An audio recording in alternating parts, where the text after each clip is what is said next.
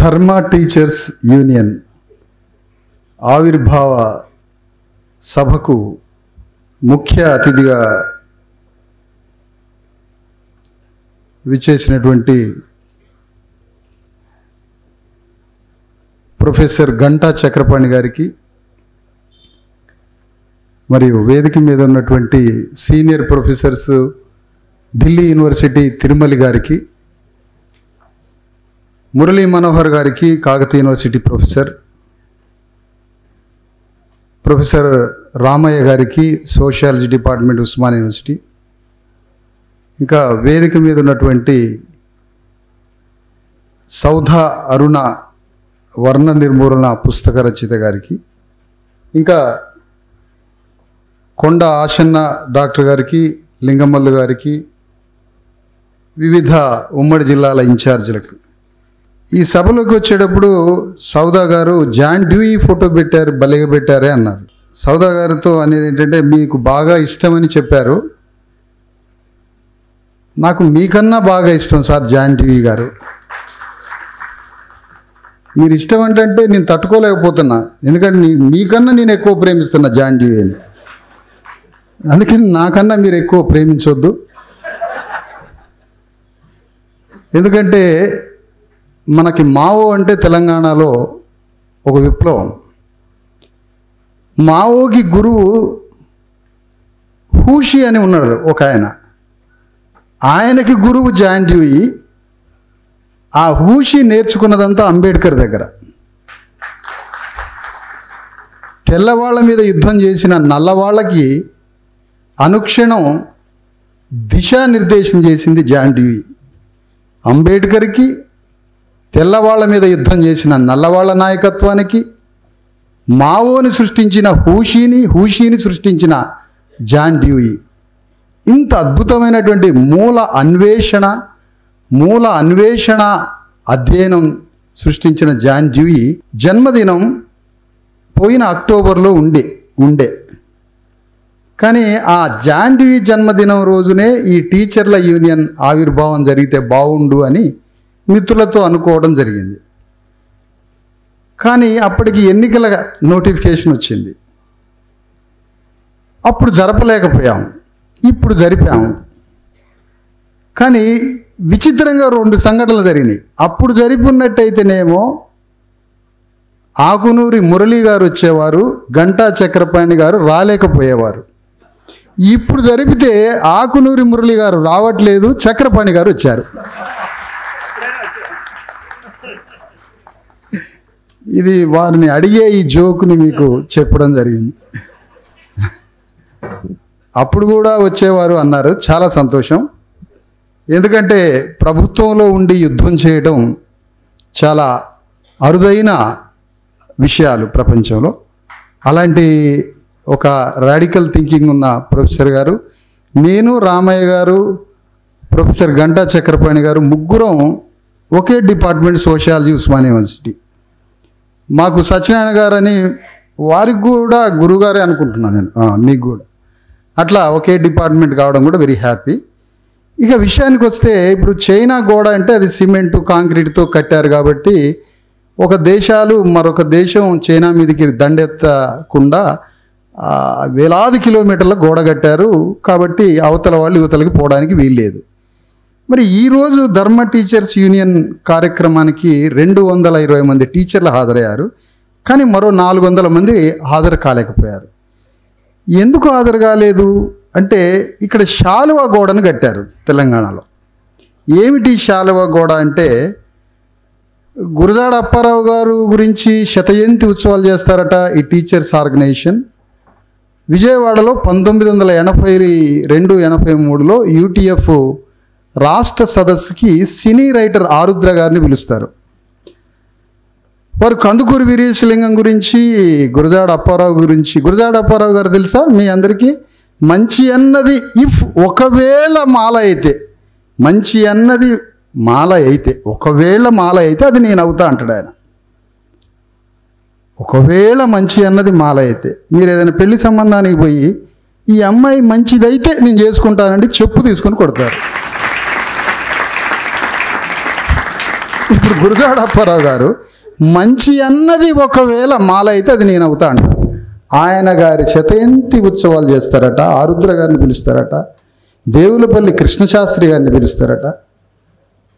కానీ సావిత్రిబాయి పూలే గురించి ఊసే ఎత్తని టీచర్ల యూనియన్లు ఈరోజు ధర్మ టీచర్స్ యూనియన్ అనే ఒక భూకంపం పుడుతుంటే తెలంగాణలో 33 జిల్లాల్లో శాలువా గోడని కట్టి అన్ని జిల్లాల్లో బీసీ ఎస్సీ ఎస్టీ టీచర్లకి సన్మానం చేస్తామని చెప్పేసరికి మన సభకి రావాల్సిన 300 మంది టీచర్లు శాలువా గోడకు ఆగిపోయారు, చైనా గోడలాగా.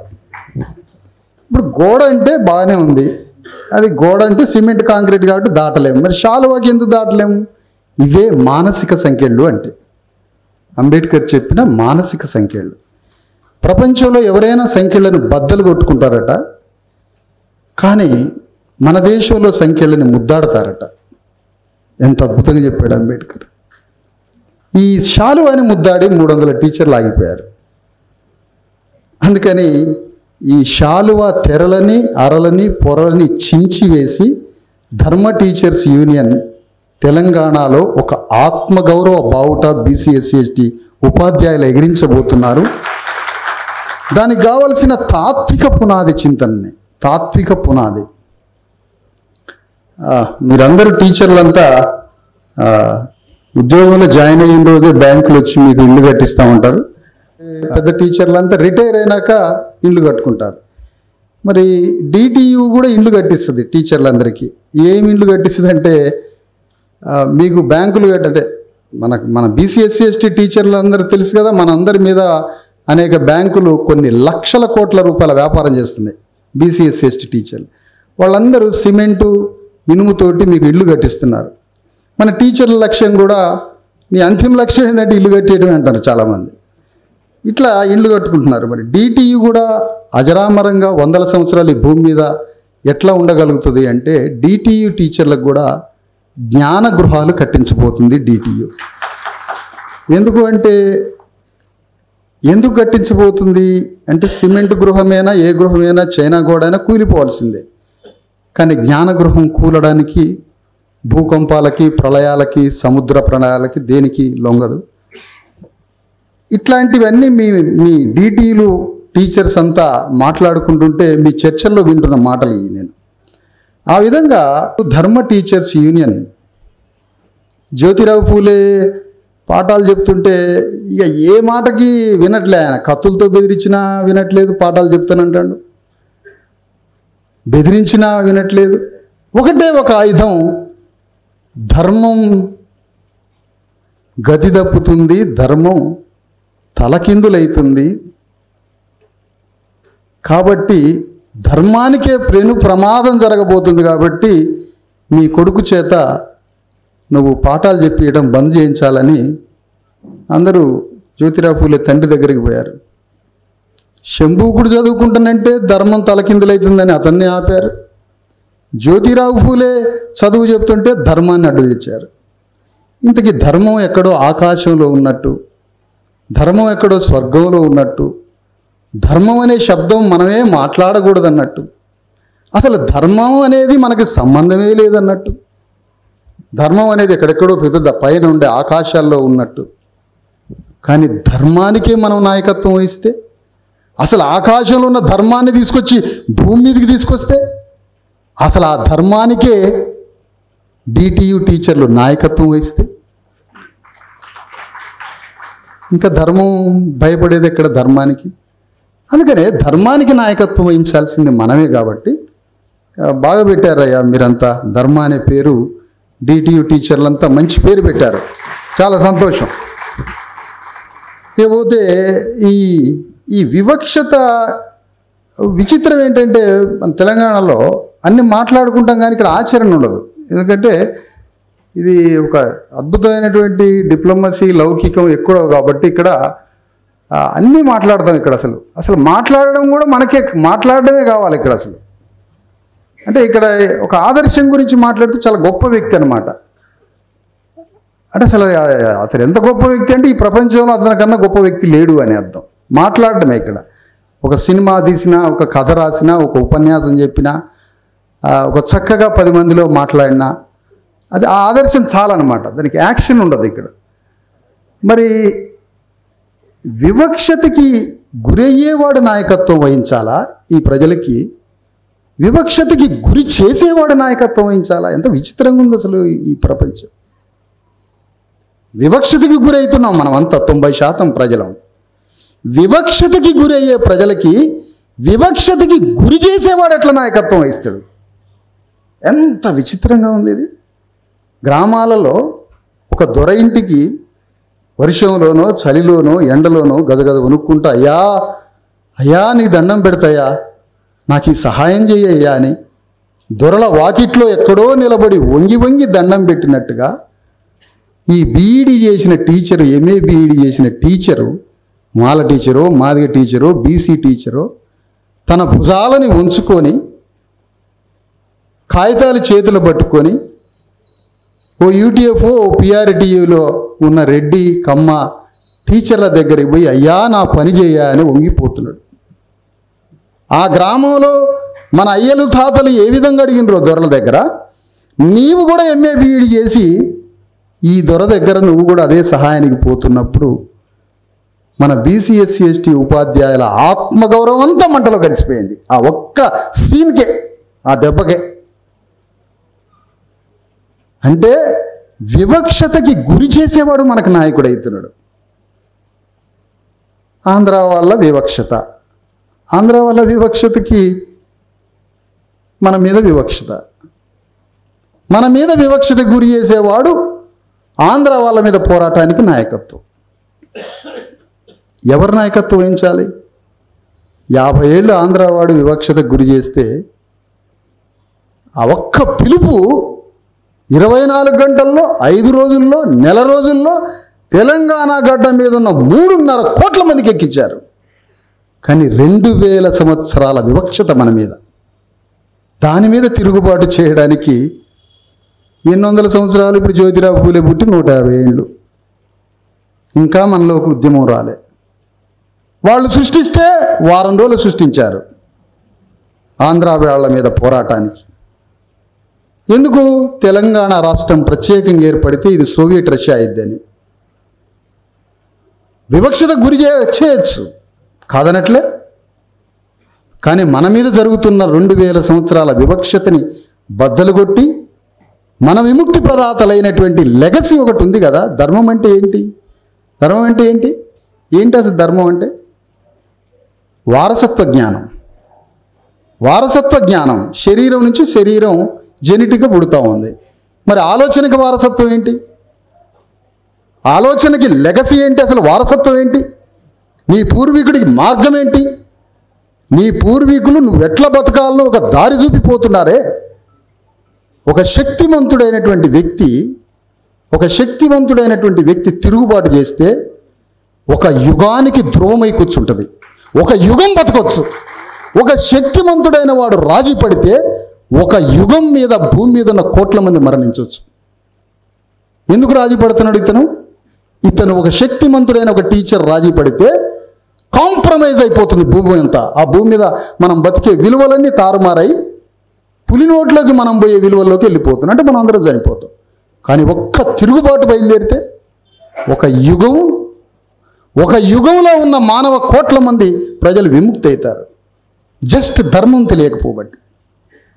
మరి మన వారసత్వం ఏంటి?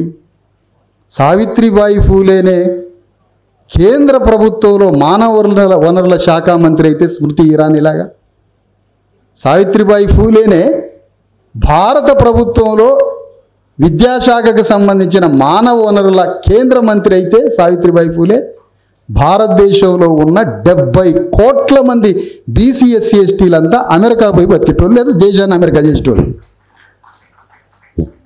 మరి ఇది సాధ్యమా? సావిత్రిబాయి ఫూలేని తీసుకొచ్చి కేంద్ర మంత్రివర్గంలో పెట్టడం సాధ్యమేనా? సాధ్యమే. ఎట్లా సాధ్యం? మానవుడు శరీరం రక్తమాంసాలతో బతికే ఈ శరీరం 1000 కోట్ల మంది భూమి మీద ఉండొచ్చు. ఇంకో 100 సంవత్సరాల తర్వాత మరొక 1000 కోట్ల మంది రావచ్చు. ఇవి శరీరాలు మాత్రమే. దీంట్లోకి వచ్చేది ప్రోగ్రాం, అదే ధర్మం.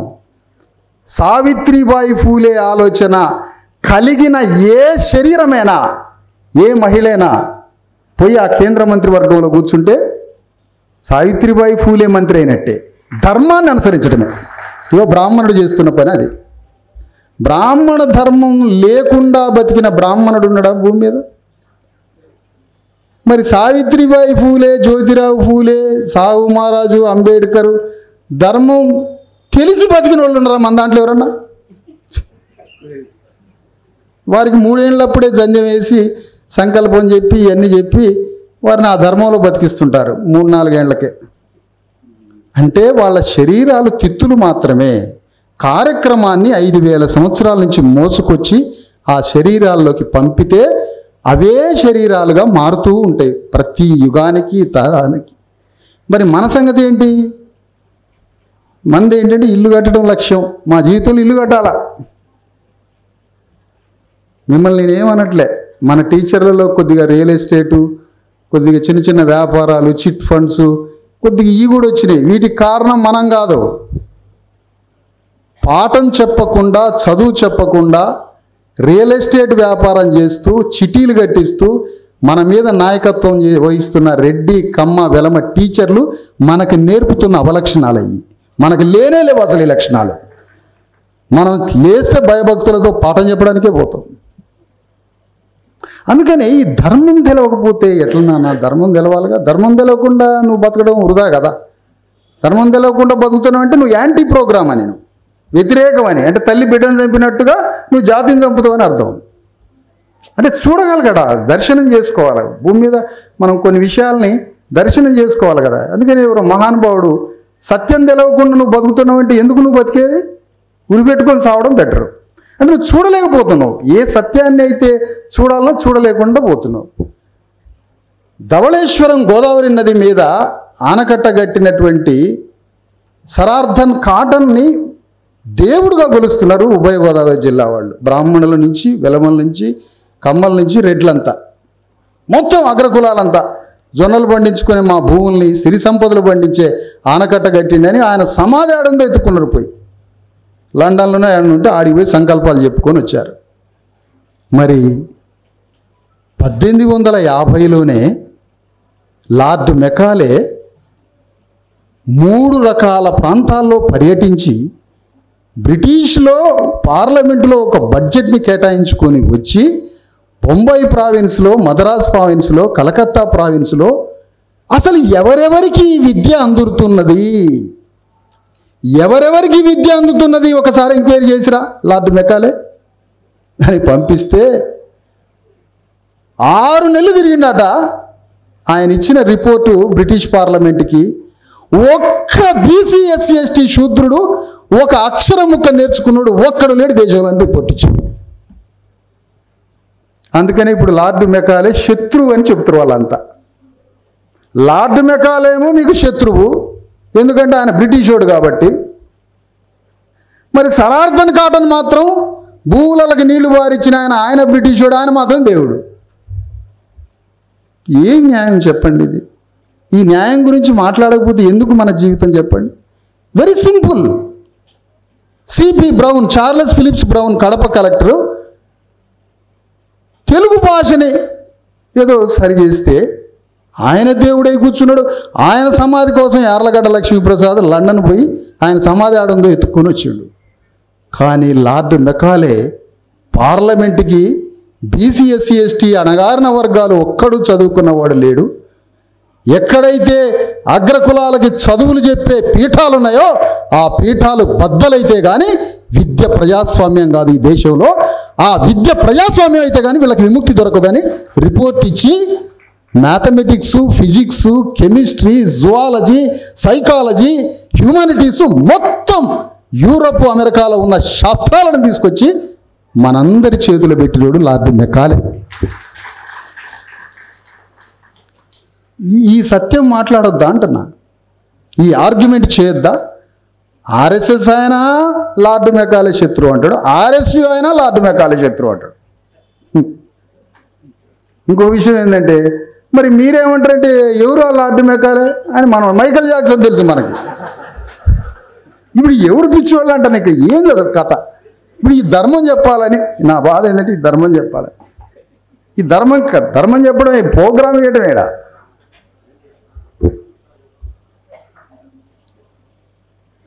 చాలా చాలా చాలా సింపుల్గా ఉన్నాయి ఈ విషయాలన్నీ.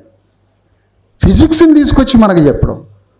వీళ్ళందరూ మ్యాథమెటిక్స్ని యూరప్ మొత్తం ఈ శాస్త్రాలన్నింటికి వ్యతిరేకం. వీళ్ళంతా వ్యతిరేకం. కానీ వీళ్ళే నేర్చుకుంటారు. మనమేమో రాఘవేంద్రరావు BA చేస్తాం మనం. ఇది మన పరిస్థితి. నల్గొండ జిల్లాలో ఉన్నట IAS అయినా BEd చేయాలంటాడట అక్కడ ఒక ఆయన. BEd లేకపోతే కుదరదట. సరే చేయండి, బాగానే ఉంది. BEdని మనం అవమానపరచట్లే. కానీ ఏది అసలు మన బ్రతుక్కి జీవితానికి అర్థం ఏంటి? అందుకని ఒక UTF టీచర్ వాజేడు మండలం, వెంకటాపురం మండలం, భద్రాచలం, కూనవరం, పేరూరు, ఆ శబరి ఒడ్డున 30 సంవత్సరాలు సైకిల్ మీద UTFని గ్రామానికి UTFని పరిచయం చేసి ఆ మండలంలో 20 మంది CPM సర్పంచ్లు గెలిపించింది సార్ ఒక UTF టీచరు. మన పని ఏంటి? మన అయ్యే ఊళ్ళో ఎట్లయితే దోర దగ్గరికి పోయినరో మనం UTF రెడ్డి గారి దగ్గరికి కూడా అట్నే పోయి వంగాల. మన బాడీ షోల్డర్స్ ఏంటంటే వంగితే గొప్పవాళ్ళం అని, సిన్సియర్ అని. మనం స్ట్రైట్గా నిలబెడితే మన షోల్డర్ని ఇతనికి అహంకారం ఉందని వాడు అనుకుంటాడేమో కానీ మనం అనుకోవాలి.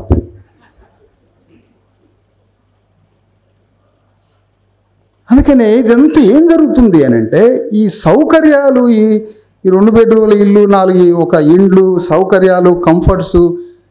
ఒక టీచరు నేను 30 ఏళ్ళ నుంచి ఒక్కరోజు మిస్ కాకుండా షటిల్ ఆడుతానంటే యాడికి ఉద్యమాలు ఏమి ఉండవా నీకు?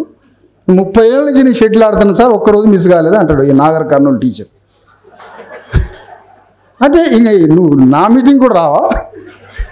సార్ మీటింగ్లో అను అంటే అంత కంఫర్టా? అంటే ఈ ప్రపంచాన్ని ఏం చేద్దామని లార్డ్ మెకాలే అనేటువంటి యాడ్ నుంచి వచ్చిండు.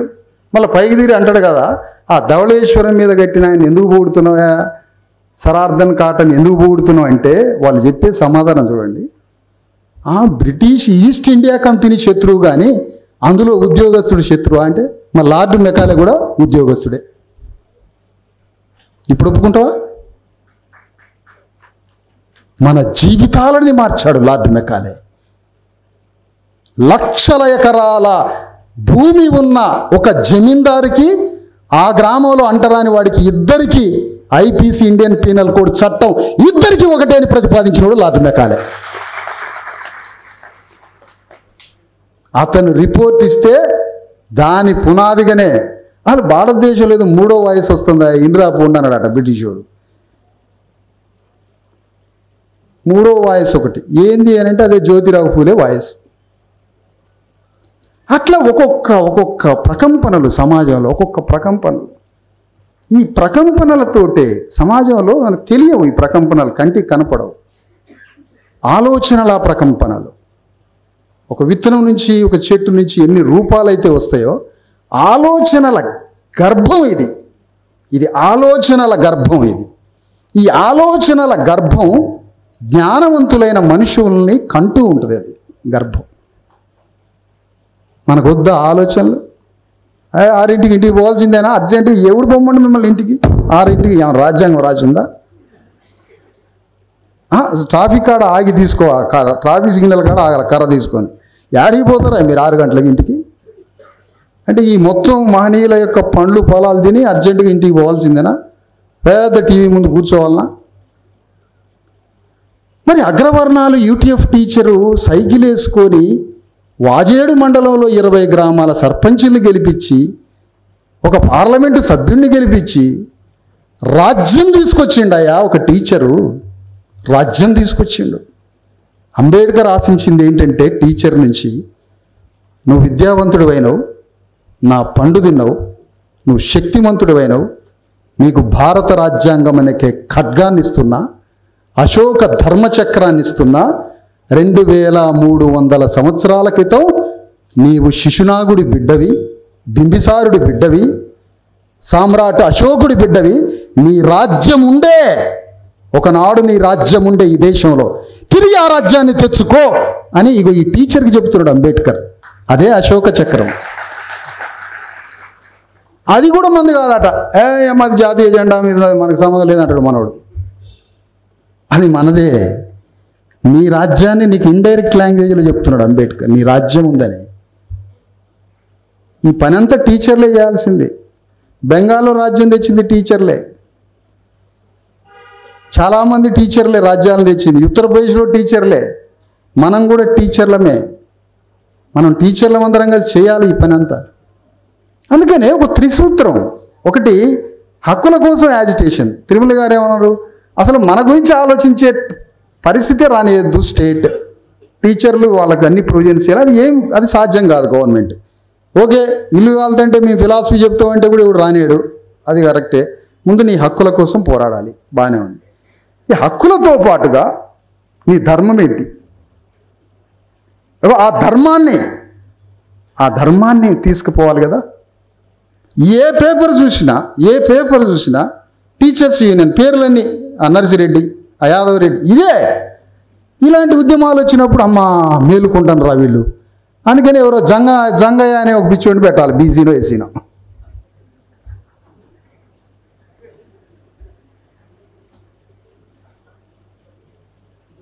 ఒక పేరు తగిలిద్దాడ, ఇక మేము పెట్టలేదా అంటాడు. అది ఒక్క వాదన తీసుకుంటాడు ఆయన. ఈ ఉద్యమాలు రాకముందు మొత్తం ఉద్యమాలు, టీచర్ల ఉద్యమాలు మొత్తం రెడ్డి అగ్రకులాలే. ఆయన అంటాడు, మీ టీచర్ దగ్గరికి వచ్చి బాగున్నారా, మీరు చిట్టి వేయకూడదు మార్గదర్శిలో అని ఒక మార్గదర్శి అంటాడు. మనోడిదే బట్టల షాప్ అంటాడు, మనోడిదే ఫ్లాట్ అంటాడు, మొత్తం మనోడిదే అని ఆ కొంప మీద పడి ఆ కొంప ఆర్థిక వ్యవస్థ మొత్తాన్ని ఈ అగ్రకుల టీచర్ సంస్థలు వాళ్ళ కంట్రోల్లోకి తీసుకుంటున్నాయా.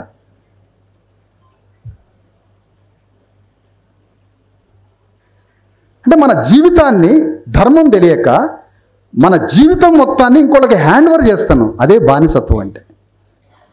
బానిసత్వం అంటే అదే. నేను బానిసత్వంతో బతకడానికి వీల్లేదు, ఎటువంటి పరిస్థితిలో బతకడానికి వీల్లేదు. ధర్మం తెలిసిన వాడు బానిసత్వంతో బ్రతకడు. ఎందుకంటే తన శిరస్సు మీద వాక్యమే యజమాని అయింది కాబట్టి. మన శరీరం మీద యజమాని మటన్ ఇచ్చి రావాల్సిందే ఈరోజు. ఇప్పుడు యజమాని ఇదే కూర్చున్నది యజమాని. అంటే నేనేమంటున్నానంటే మన మీద యజమాని ఎవరు అసలు? ఈ భూమి మీద నీ శరీరం భూమి మీదకి వచ్చిందంటే ఎవరో నీ తరఫున ఆర్గ్యుమెంట్ చేస్తున్నారు. నువ్వు ప్రాణంతో బతకాలని, నువ్వు చల్లగా బతకాలని, నువ్వు అన్ని సౌకర్యాలతో బతకాలని నీ తరఫున కన్నీళ్లు కార్చే ఒక తల్లి లాంటి ఒక మాతృత్వ గుణం ఉన్నటువంటి ఒక తాత్వికుడు ఎవడో శత్రువుతో యుద్ధం చేసి కొట్లాడి పోరాడి వాదించి ఆ యుద్ధంలో గెలవబట్టే మనం బతికి బట్టగడుతున్నాం. నీకు తెలియకుండా జరుగుతుంది ఈ ప్రోగ్రాం. ఆ తాత్వికుడు నీకు లెగసీ కాదా? నీ ప్రోగ్రాం ఏంటి అసలు భూమి మీద? అందుకనే పోనీ ఈ విషయాలు ఇక్కడ ఇన్స్పిరేషన్గా అనిపించినాయి అనుకుందాం.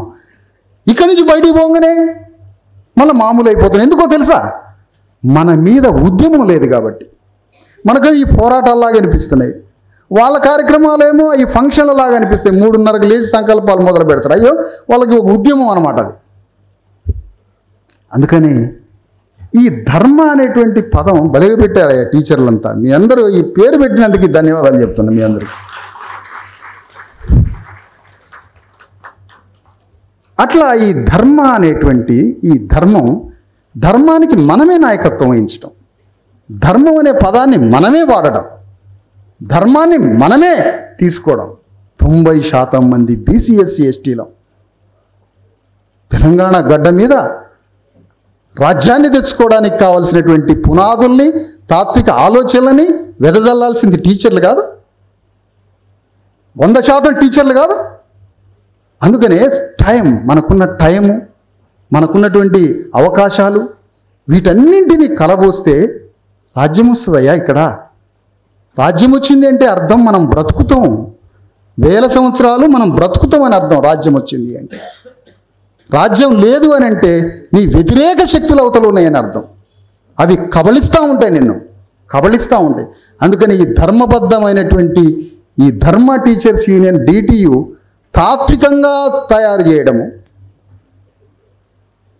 టీచర్లందరినీ ఐడియాలజికల్గా ధర్మబద్ధంగా తయారు చేయడం, ఇక అర్జెంటుగా మనకి టెంట్ వేసి పిడికిలి బిగించి ధర్నా అనేది ఒకటి ఉన్నది, ఒక ఫీలింగ్. ఆ ధర్నాలో కూర్చోవాలని ఉంటుంది. మనకి తెలంగాణలో ఏంటంటే పిడికిలి బిగించి సొక్కాలు చించుకొని పోలీసు వాళ్ళతో పోరాడినటువంటి ఒక సంఘటనలోకి వెళ్ళిపోవాలి మన అందరం అర్జెంటుగా. అందుకే ఏ ఊరు పోయినా మన వాళ్ళు నా మీద 100 కేసులు ఉన్నాయంటారు. ఇంతనే ఇది సరే. ఇలాంటి యాజిటేషన్ ఒకటి మన హక్కుల కోసం, ఏ హక్కులు ఉన్నాయో అవి. ఇంకోటి ఏంటంటే తాత్వికంగా బీసీ ఎస్సీ ఎస్టీ టీచర్లంతా ఐడియాలజికల్గా మనందరం ఒకటైనామంటే నీ జీవోలన్నీ అయ్యే వచ్చి నీ కాళ్ళ కాడికి వస్తాయి. అంత భయపడుతుంది రాజ్యం, తెలుసా మీకు? అందుకని హక్కుల కోసం ఉద్యమించడం, తాత్వికంగా తయారు చేయడం, మనకి సంబంధించిన రాజ్యాన్ని తెచ్చుకోవడానికి దారిదీపమే వెలగడం. దారిదీపమే వెలగడం అంటే మనం రాజ్యాన్ని తెచ్చుకోవడానికి పునాదులు వేయాలి, మన హక్కుల కోసం పోరాడాలి, మన ధర్మాన్ని ప్రచారం చేయాలి, అంతిమంగా మానవుణ్ణి మన మహనీయులు కోరుకునే మానవుడిగా తయారు చేసుకుంటూ పోవడం ఇగో ఈ టీచర్కు ఉండాల్సినటువంటి. అందుకని ఇందులో ఇంక్లూడ్ చేసుకుందాం, అనేక వర్గాలని, అనేక మందిని ఇంక్లూడ్ చేసుకుందాం. అందుకని ఇక్కడ ఏమన్నంటే మనిషిని బ్రేక్ చేసేది ఏంటి పాయింట్స్. ఒక మనిషిని నిర్ణయం తీసుకున్నాక డెసిషన్ మీద ఓ అంబేద్కర్ లాగా చివరి దాకా, మన మాతృదేవత సావిత్రిలాగా చివరి దాకా ఈ భూగోళంలో ఐడియాలజికల్ కోయిన్సైడ్తో భార్యాభర్తలు భౌతికంగా కలుసుకోకుండా భర్తకి ఆ ఆలోచన ఉంది అని భర్తని ప్రేమించి, భార్యకి ఈ ఆలోచన ఉందని భార్యని ప్రేమిస్తూ వాళ్ళిద్దరూ ఏ ఒక్క క్షణం సుఖపడకుండా, ఏ ఒక్క క్షణం సౌకర్యాలతో బతకకుండా బ్రతుకంతా యుద్ధం చేసిన ఆదర్శ దంపతులు భూమి మీద వాళ్ళిద్దరే.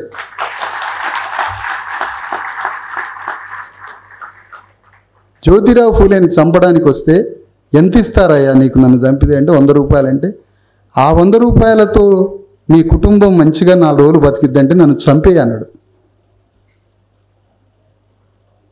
ఏం జంట అసలు ఆ జంట! ఆది దంపతులు వాళ్ళు, శివపార్వతులు కాదు, వీళ్ళిద్దరు ఆది దంపతులు. మనకి వర్షిపింగ్ అనేది పూజ అవసరమే. ఎందుకంటే ఇందాక అనుకున్నట్టుగా శిరస్సు మీద యజమాని, మన మానవ దేహం మీద యజమాని. నువ్వు ఎవరిని ఆరాధిస్తావో ఆరాధించినప్పుడు ఆ వాక్యం నీలోకి వచ్చి నీ మీద యజమాని అయి కూర్చుంటుంది మాతృదేవత సావిత్రిబాయి ఫూలే. అందుకని మనది ఇప్పుడు మనం మాట్లాడుతున్న అంత ట్రూత్ మాట్లాడారు, మనం అంత సత్యం మాట్లాడారు. ఈ సత్యాన్ని దారి ఇవ్వక తప్పదు. ఎప్పుడైతే మనం కాంప్రమైజ్ అవుతామో శత్రువు యాక్టివ్ అవుతాడు, యుద్ధంలో వాళ్ళు విజేతలు అవుతారు. మనం శక్తిని కూడగట్టుకొని సత్యం నీ వైపు ఉన్నప్పుడు ఆ యుద్ధం నువ్వు మొదలు పెడతావో నీ అపోజిట్ ఫోర్సెస్ మొత్తం వీక్ అయిపోయి సరెండర్ అయిపోతాయి. అది మెటీరియల్ కానీ హ్యూమన్ బాడీ కానీ.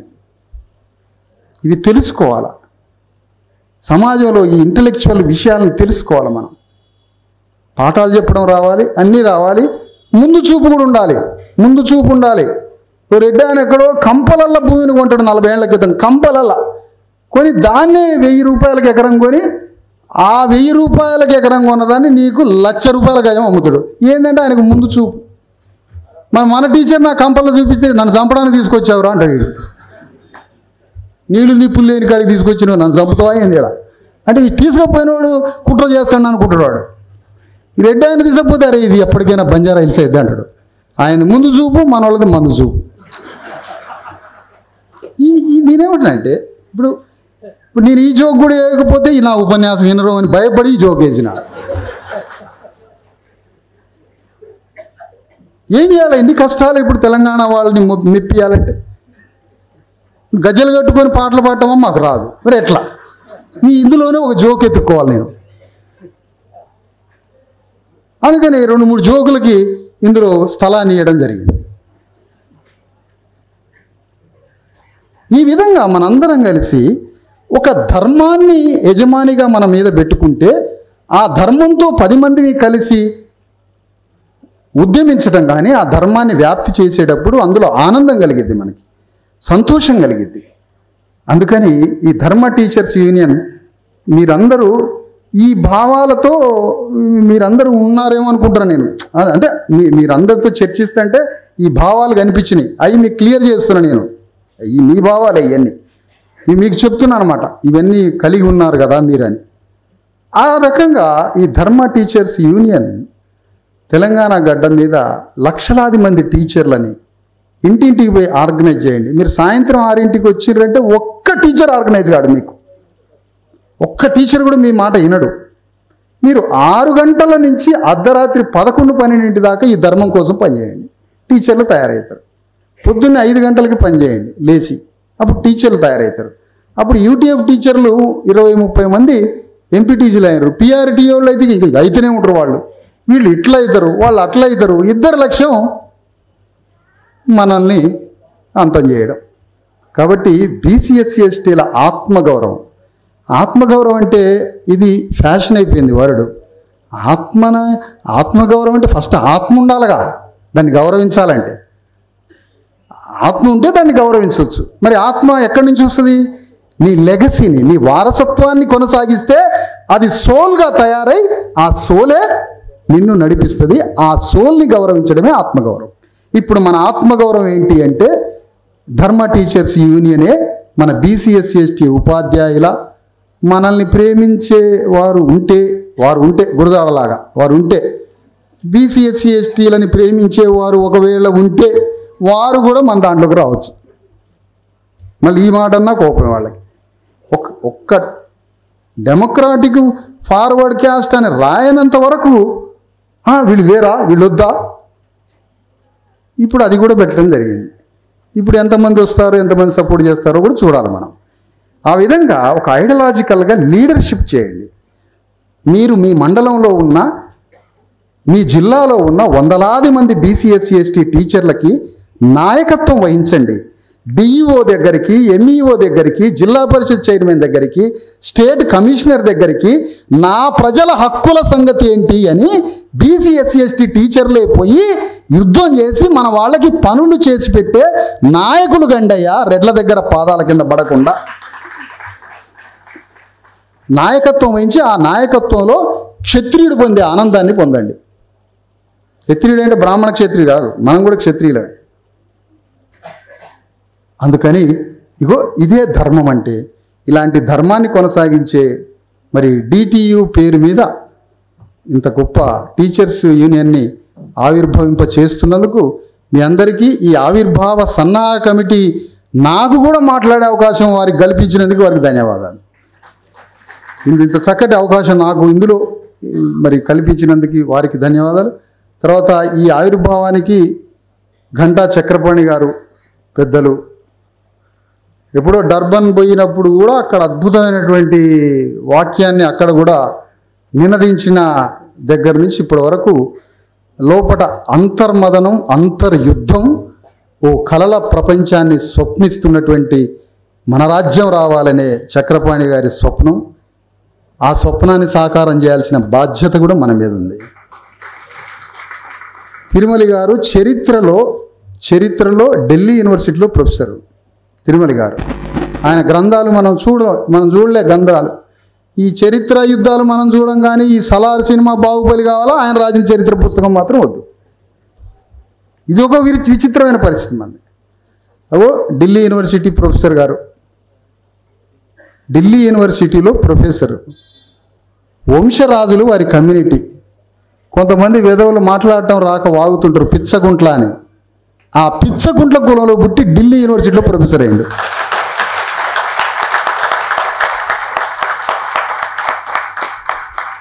ఇదే సావిత్రిబాయి ఫూలే, జ్యోతిరావు ఫూలే వాక్యాన్ని నెత్తి మీద పెట్టుకున్నారు కదా. వాక్యం నెత్తి మీద పెట్టుకున్నాక వాళ్ళు 6ంటికి ఇంటికి వస్తారు, 6 గంటలకి ఇంటికాడికి వచ్చేది వాళ్ళకి. ఆ వాక్యంతో యుద్ధం చేయబట్టి ఎక్కడో ఖమ్మం జిల్లా కొణిజర్ల మండలం గోపవరం గ్రామంలో నుంచి పిచ్చకుంట్ల కులం అనే కులంలో ఊహిస్తాడా ఎవడన్నా చరిత్రలో? ఢిల్లీ యూనివర్సిటీలో ప్రొఫెసరా? ఎక్కడి అద్భుతం! అందుకని మానవత్వం మీద యుద్ధం చేస్తే వచ్చే ఫలితాలన్నీ అద్భుతాలే. అదే ప్రజాస్వామ్యం అంటే. ప్రజాస్వామ్యం అంటే అదే. ప్రజాస్వామ్యాన్ని ఆకాశం అంతా విడమర్చి చెప్పిండు జాన్ డ్యూయి. అసలు ప్రజాస్వామ్యం అంటే ఆయన దగ్గర నుంచే అది నేర్చుకోవాలి, ఇంకెక్కడి నుంచి నేర్చుకోవడానికి అవకాశం లేదు. తిరుమలి గారు, మురళి గారు, నా రూమ్మేటు క్లాస్మేటు రామయ్య గారు, ఇట్లా ఇంతమంది కళలు ప్రొఫెసర్ల కళలు ఎన్ని మనం అందరం కలిసి, ఎందుకు స్వాత్మికుడుగా కళలు కంటా ఉంటాడు, మనందరం కలిస్తే వారు మనం అదే యుద్ధంలో ఉంటాం. మీరు గెలవకపోయినా యువతల వ్యక్తి కొద్దిగా డల్ అవుతాడు, మేము గెలవకపోయినా మీరు డల్ అవుతారు. అందుకనే ఈ దీపం, ఈ దీప్తి, ఈ లెగసీ, ఈ వారసత్వం, ఈ ధర్మం, ఈ మాతృదీపం, మాతృదేవత వెలిగించిన ఈ దీపాన్ని కొనసాగిస్తూనే ఉండాలి. ఈ అంధకార సముద్రంలో అవతల ఒక లైట్ హౌస్ లాగా వెలుగుతూ ఉంది మన దీపం. ఆ అవతల ఒడ్డునున్న దీపం దగ్గరికి మనందరం, ఎంత చీకటి సముద్రమైనా ఆ దీపం అనే ధర్మాన్ని చూసుకుంటూ ఈదాల్సిందే, ఈదాల్సిందే, ఈదాల్సిందే, అవతల ఒడ్డుకు చేరాల్సిందే. అదే మన ధర్మం. అదే DTU పేరు మీద తెలంగాణ గడ్డ మీద BC SC ST ఉద్యోగుల్ని తయారు చేసి మనకు కావలసిన సమాజాన్ని నిర్మిస్తారని ఆశిస్తూ అందరికీ సెలవు.